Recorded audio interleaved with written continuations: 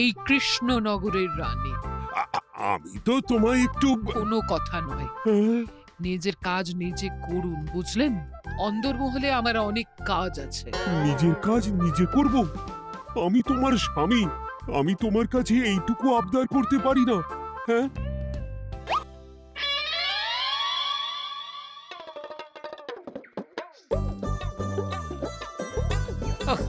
আজ গিন্নির সাথে বচসা করতে গিয়ে দেরি হয়ে গেল। মহারাজ আবার আমার দেরি দেখে রেগে না যান।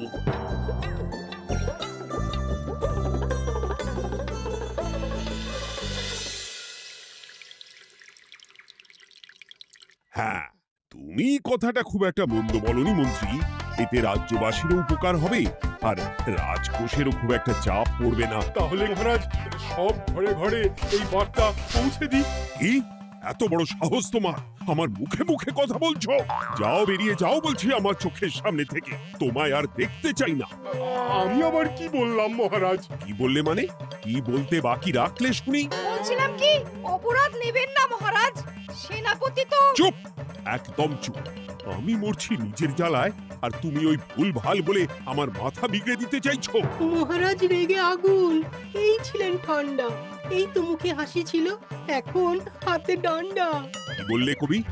তুমি আমায় অপমান করলে? যাও, এক্ষুনি তোমরা সবাই দূর হয়ে যাও আমার সামনে থেকে। কাউকে চাই না আমি। এই মুহূর্তে রাজসভা আমি শূন্য দেখতে চাই, না হলে আজ সব কটা গর্দান নেব আমি। যাও বলছি।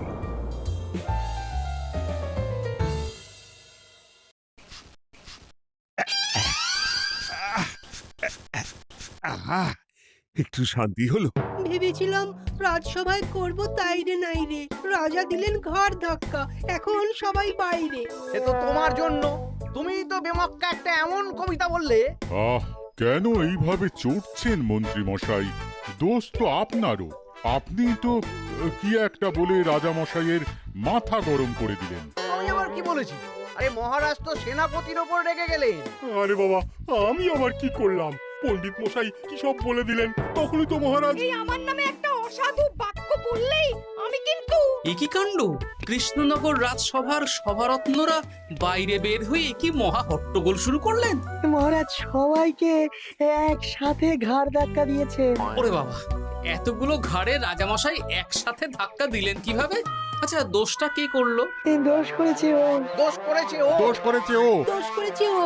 এবারেও কেউ একমত হতে পারলেন না কে দোষ করেছে। হ্যাঁ, আচ্ছা বেশ, কি হয়েছে কেউ একটা খুলে বলুন দেখি। আমি বলছি, মহারাজ বেশ খোশ মেজাজি ছিলেন, কিন্তু হঠাৎ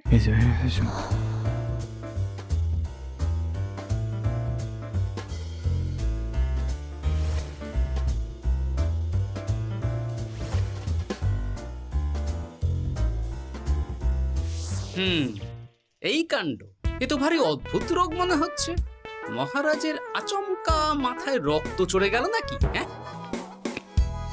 মহারাজ আপনাদের রাজসভায় ডেকেছেন। ওরে বাবা না, যাবো না গো আমি, আমার কাছে আমার প্রাণ সবচেয়ে দামি। আমিও যাব না, নির্ঘাত মহারাজ গর্দান নিতেই ডাকছেন। আমিও যাব না গোপাল, আমারও প্রাণের বড় মায়া। আচ্ছা, এটা কি কোনো কথা হলো? হ্যাঁ, প্রাণের মায়া কার নেই বলুন তো? আর মহারাজ যে গর্দান নিতেই ডাকছেন তার কি কোনো মানে আছে? অন্য কারণও তো হতে পারে। তুমি কি করে বুঝলে? হ্যাঁ, বুঝতে পারিনি, তবে আন্দাজ করেছি। তোমাদের কথাতেই শুনলাম মহারাজ খোশ মেজাজেই ছিলেন, সহসা রেগে গেছেন। আবার যে সহসা খোশ মেজাজেই ফেরেননি, তাই কি বলা যায়? এটা তুমি বলনি তো মন্দ। চলো সবে ফিরিয়ে আনি রাজসভার ছন্দ। আরে গোপাল, এসো এসো এসো। তা এত দেরি করলে কেন? বাকিরা কোথায়? তারা আসছেন মহারাজ। আপনি তাদের ডেকেছেন, তাদের ঘাড়ে কটা মাথা যে তারা আসবেন না। কিন্তু মহারাজ, আমি অন্য কথা ভাবছি। কি কথা গোপাল? আপনি নাকি সভায় আজ হঠাৎ সবার উপরে রেগে গিয়ে তাদের সভা থেকে বের করে দিয়েছেন মহারাজ। এ কি সত্যি মহারাজ? আরে না না গোপাল, মোটেও না। বলতে পারো আমি সবার সাথে একযোগে একটা রসিকতা করছিলাম। আমি দেখছিলাম সবাই আমার রসিকতা কেমন বুঝতে পারে। তাই নাকি? আসলে তুমি ছিলে না বলেই এরা কেউ আমার রসিকতা ধরতে পারেনি। এ কি সত্যি মহারাজ? আপনি সত্যি আমাদের উপর কোনো রাগ করেননি? হুম, এ কি এই সব কিছুই আপনার রসিকতা ছিল? ও মা, তাই নাকি মহারাজ? এই যে আপনি শুনিয়ে দিলেন কথা কড়া কড়া, সবকিছুই ছিল আসলে নিছক মজা করা। আহ, আবার যত সব বাজে বকছো তোমরা। এত কথা কেন? তোমরা কেউ আসলে মহারাজ কৃষ্ণচন্দ্রের রাজসভার যোগ্য নও। যাও, যাও, দূর হয়ে যাও। কিন্তু মহারাজ, এই যে আপনি বললেন। আহ, তুমি সবার আগে যাও তো। তুমি হলে সব নষ্টের গোড়া। যাও বলছি, আমার আর ভালো লাগছে না। যাও। জব বাবা।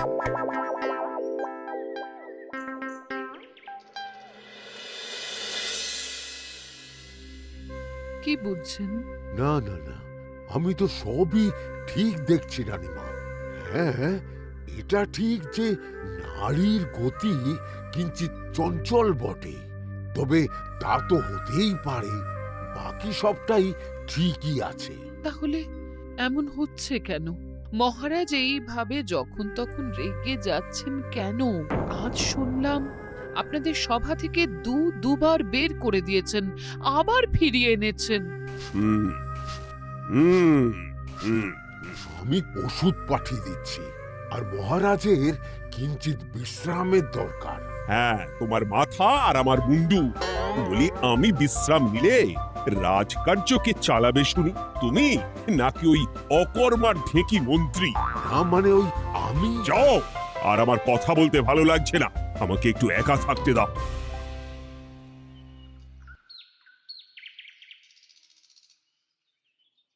ব্যাপারটা কি বুঝলে গোপাল? রাজবৈদ্য তো মহারাজকে দেখতে রাজবাড়িতে গেছেন। কি মনে হয়? গতকালও আমি যখন বাগানে গেলাম,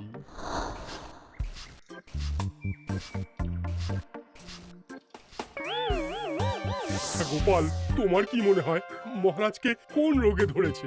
এই রেগে যাচ্ছেন, আবার এই মাথা ঠান্ডা হয়ে গিয়ে ডেকে পাঠাচ্ছেন। আমি বলি কি গোপাল, তখন সবার সামনে বলিনি বটে, তবে এখন তোমার সামনে স্বীকার করতে বাধা নেই। কি কথা বিজ্ঞানী? মহারাজের এই রাগের কারণ হয়তো আমি। আমার মনে হয় আমার দোষেই উনি এরকম বারবার রেগে যাচ্ছেন। কেন? আসলে মহারাজ আমাকে একটা মাথা যন্ত্রণা সারার ওষুধ আবিষ্কারের দায়িত্ব দিয়েছিলেন, তো আমি অনেক চেষ্টা করেও সেই ওষুধটা আবিষ্কার করতে পারিনি। যেটা আবিষ্কার করেছি তাতে সেরকম কাজ হচ্ছে না। আমার মনে হয় ওনার মাথা ব্যথা থেকে এরকম হচ্ছে। সে যাই হোক, তুমি কিছু একটা করো গোপাল। মহারাজের অসুখ কিভাবে সারানো যাবে সেটা নিয়ে কিছু একটা ভাবো। ভাবতে তো হবেই। আজ সন্ধেবেলায় তুমি তোমার বাড়িতে বাকি সভাসদদের ডেকে আনো, আমি সমাধান সঙ্গে নিয়ে সময় মতো চলে আসবো। আচ্ছা বেশ, তাই হবে। আমি এখনই বাকিদের খবর দিয়ে দিচ্ছি। আর বিজ্ঞানী, একটু এদিকে এসো তো, একটা কথা আছে।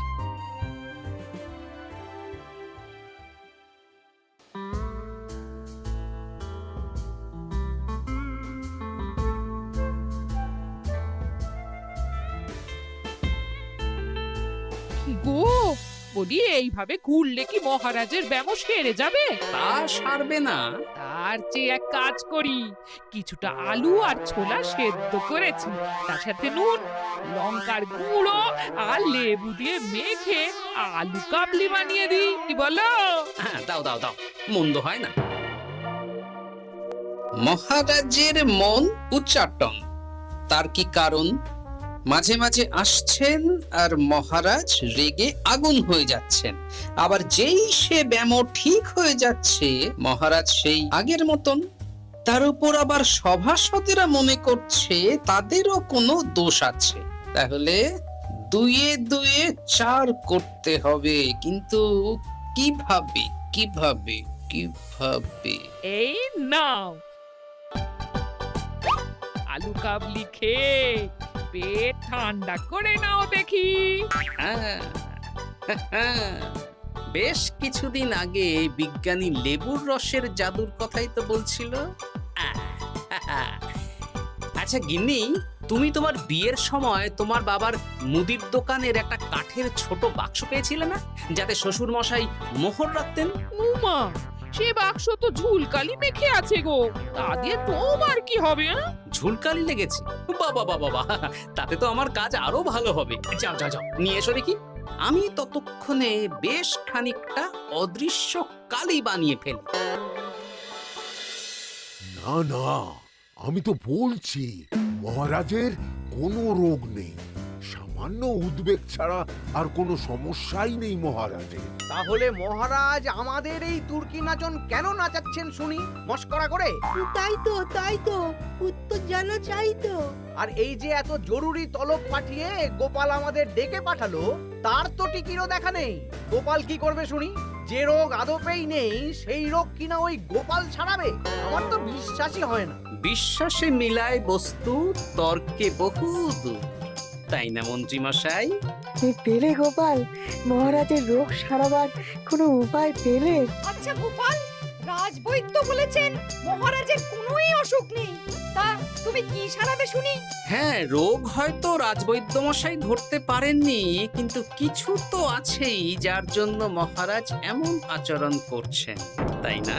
তা তুমি বলো না মহারাজ এমন কেন করছেন, আর কি তার সমাধান? এক এক করে বলি। আমি ভেবে দেখলাম এর জন্য আমরাই দায়ী। বলো কি? আমরা সবাই কোনো না কোনো সময়ই মহারাজের রাগের কারণ হয়েছি, তাকে আঘাত দিয়েছি, বিষণ্ণ করেছি।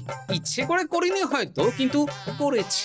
আর মহারাজ সেই সব কথা বুকে চাপা দিয়ে রেখেছেন। তুমি বলতে চাইছো অতীতে সেই সব ভুলের কারণেই মহারাজ এমন করছেন? আমার তো তাই মনে হয় সেনাপতি। আচ্ছা, তর্কের খাতিরে যদি তাই ধরে নি, তাহলে এখন আমাদের কি করণীয়? আমরা তো কাল যন্ত্রে চেপে অতীতে ফিরে যেতে পারবো না যে সেই সব ভুলগুলো শুধরে দেব। তা হয়তো হবে না, কিন্তু কিংকর্তব্য বিমূঢ় বাবার আদেশ যদি মানি, তাহলে এই সমস্যার সমাধান সম্ভব মন্ত্রী মশাই। কি বললে? ত্রিকালজ্ঞ বাবা কিংকর্তব্য বিমূঢ়, সে আবার কি গোপাল?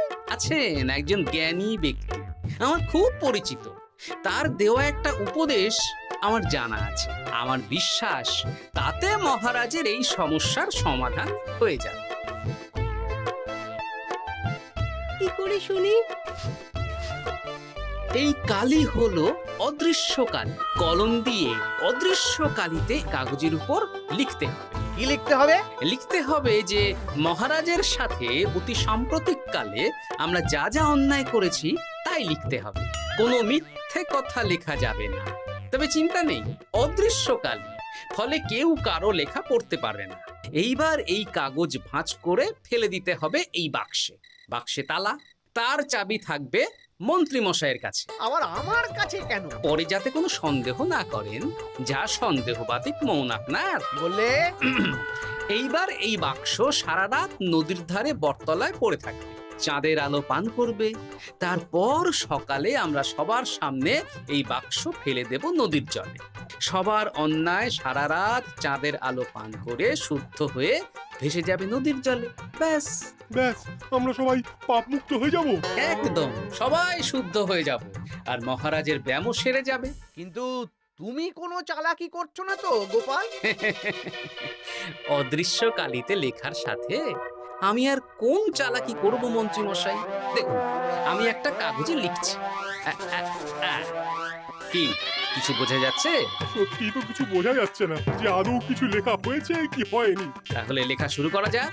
এক এক করে লিখুন আর কাগজ ভাঁজ করে বাক্সে ভরে দিন। আর হ্যাঁ, একদম মিথ্যে কথা লিখবেন না, তাহলে কিন্তু লেখাগুলো অদৃশ্য থাকবে না, ফুটে উঠবে। আচ্ছা গোপাল, বুঝেছি। কলম কালি মন, লেখে 3 জন। মিথ্যে কথা লিখে দিলেই ঘটবে অঘটন। আমি বাক্সটা নদীর পাড়ে সঠিক জায়গায় রেখে আসব। তারপর কাল সকালে সবাই মিলে এই বাক্স ফেলে দেব নদীর জলে। ঠিক আছে?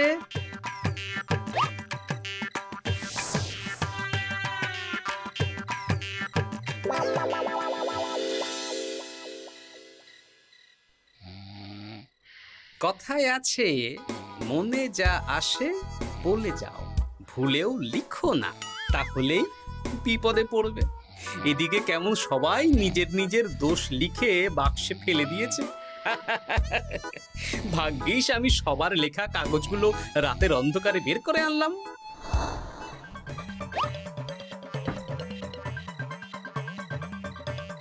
এইবার এই কাগজগুলো ঢুকিয়ে দিলেই কেল্লা ফতে।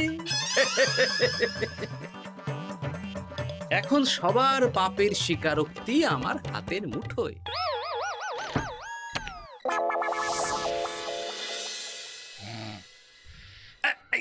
আরে, ও মা গো, ও বাবা গো, ভগিনী, বলি নাক ডেকে তো ঘুমোচ্ছ, আর পিঠটা একটু চুলকিয়ে দাও দেখি। ধুত্তারি, এই জন্যই তো মাথাটা যায় গরম হয়ে। আরে, এই সহজ ব্যাপারটাই তো আমি বুঝতে পারিনি। মহারাজের অসুখ তাহলে এই। যাক, এই রাতের বেলাতেই একসাথে একটা ঢিল পেয়ে গেছি। এক ঢিলে মারবো দুই পাখি। রাজার অসুখও সারবে, আবার সব কটা পাজি শায়েস্তাও হবে।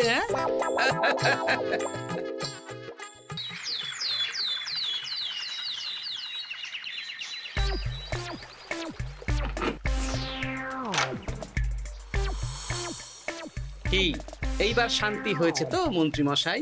যেমন অদৃশ্য লেখা ছিল সেরকমই আছে তো? কিন্তু এতে কি মহারাজের রোগ সেরে যাবে? যাবে না মানে? মনে করুন সেরে গেছে।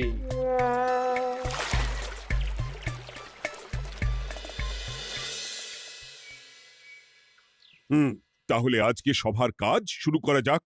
ক্ষমা করবেন মহারাজ, সবার কাজ শুরু করার আগে একটা দরকারি কাজ আগে করা দরকার। না হলে আবার কখন আপনি আমাদের কারো উপর রেগে যাবেন আর আমাদের সভা থেকে তাড়িয়ে দেবেন তার তো ঠিক নেই, তাই না? আহ গোপাল, আর বিরক্ত করো না। আমার এত সাহস নেই মহারাজ যে আমি আপনাকে বিরক্ত করব। আমি তো জানি নিজের পিঠ যখন নিজে চুলকোনো যায় না, আর কেউ থাকে না সেই পিঠ চুলকিয়ে দেবার মতো, তখন কিরকম বিরক্তি জেগে ওঠে, তাই না মহারাজ? এ কি গোপাল, তুমি এত কিছু কি করে জানো? জানাই তো আমার কাজ মহারাজ। আর এও জানি যে আপনার এই বিরক্তির পেছনে সভাসদগণের ভূমিকা ঠিক কি। তার মধ্যে তুমিও আছো গোপাল, তাই না? আছি, পুরো মাত্রায় আছি মহারাজ। তবে হ্যাঁ, আমি কিন্তু তাই বলে রাজকোষের হিসেবে গোলমাল করে মহারাজের কোপের কারণ হইনি মন্ত্রী মশাই। এটা কি গোপাল আন্দাজে বলছে? না হলে কাল অদৃশ্য কালিতে আমি কি লিখেছি সেটা জানলো কি করে? আমি যা লিখেছি সেটাও কি গোপাল পড়ে ফেলেছে নাকি? যাকে পড়লেই বাকি, সব লেখা তো ওই নদীর জলে ভেসে গেছে। আমি যে লিখেছি তার প্রমাণ কি? তবে আর চিন্তা নেই মহারাজ, সমস্যার সমাধান হয়ে গেছে। এখন থেকে আপনি যতক্ষণ রাজসভায় থাকবেন, প্রথমে মন্ত্রী মশাই, তারপর পণ্ডিত মশাই, আর তারপর রাজবৈদ্য পালা করে আপনার পিঠ চুলকে দেবে। কেন আমি কেন চুলকে দেব? না দিলে যে আপনার কপালে অনেক বড় শাস্তি ঝুলছে মন্ত্রী মশাই। রাজকোষে যে জালিয়াতি আপনি করেছেন তার স্বীকারোক্তি আমি হাজির করব যে মহারাজের সামনে।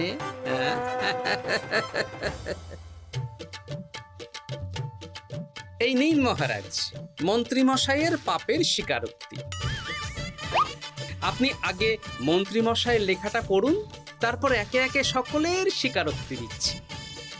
এ কি মন্ত্রী, তুমি রাজকোষ থেকে 500 মোহর চুরি করেছো, আর তার বদলে সেই হিসেব তুমি পুকুর পাড় বাঁধানোর খরচ হিসেবে দেখিয়েছো। এই সেরেছি, এটা ফুটে উঠলো কি করে? সে অনেক কাণ্ড মন্ত্রী মশাই, বাকিদের সবারটাই আছে, এত জেনে কাজ কি? না না, জানতে তো হবেই। তাহলে শুনুন, এই অদৃশ্য কালি আসলে লেবুর রস। গতকাল রাতে আমি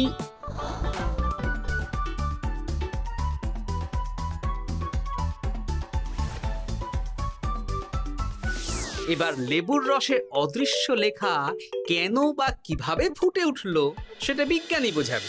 লেবুর রসে লেখা আগুনের তাপে ধরলে ফুটে ওঠে, কারণ লেবুর রসে থাকা অম্ল কাগজের সাথে থাকা শ্বেতসারের সাথে বিক্রিয়া করে এবং তাপ পেলে সেই বিক্রিয়া দ্রুত হয়ে কাগজের শ্বেতসার রাসায়নিকভাবে পরিবর্তিত হয়ে গাঢ় রং ধারণ করে।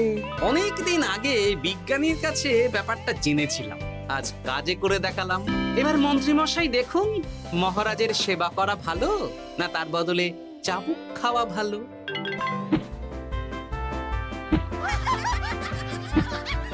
ওরে বাবা না, না, উহ! আগে যেমন বুনো ওল তেমনই তো বাঘা তেঁতুল হবে মন্ত্রীমশাই।